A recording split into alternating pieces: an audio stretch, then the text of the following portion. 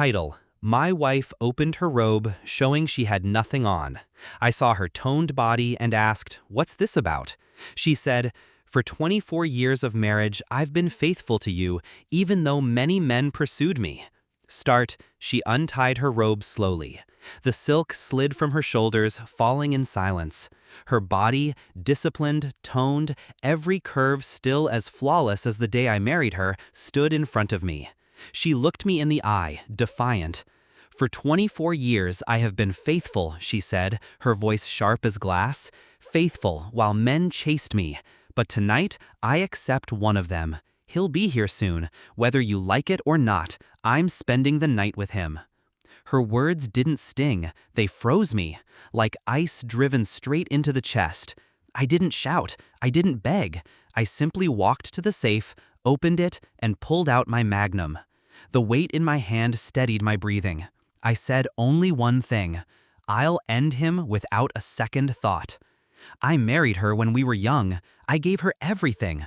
A house she didn't have to clean, a life she didn't have to fight for. Every laugh we shared, every trip, every night we fell asleep in the quiet. I thought it meant something. I was faithful too. Faithful when temptation crossed my path. Faithful when the fire between us dimmed, when life turned to routine. Faithful even when silence filled the bed where words used to live. 24 years. A lifetime. And in a single sentence, she threw it into the gutter. This wasn't sudden. Deep down, I knew. The late-night phone checks, the trips with her friends, the distant gaze when I touched her hand. She thought she was clever, but betrayal has a smell. It lingers in the air like smoke.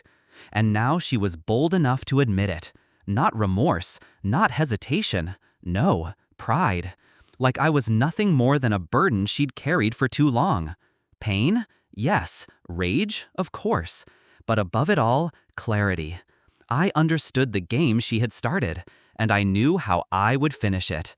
I didn't plan in that moment. No, revenge is never born in fire. It's crafted in ice.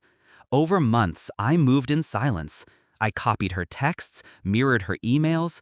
I traced bank transfers she thought I wouldn't notice. I memorized his face, the man she believed was her secret. I built files, photos, dates, receipts, enough to dismantle both of them. At the same time, I secured myself, liquidated accounts, redirected assets, quietly severed every tie that could weigh me down. She thought the house, the cars, the comfort were hers by default. She didn't know they were already out of her reach. Every night I kissed her cheek, played the role of husband while my mind sharpened the knife.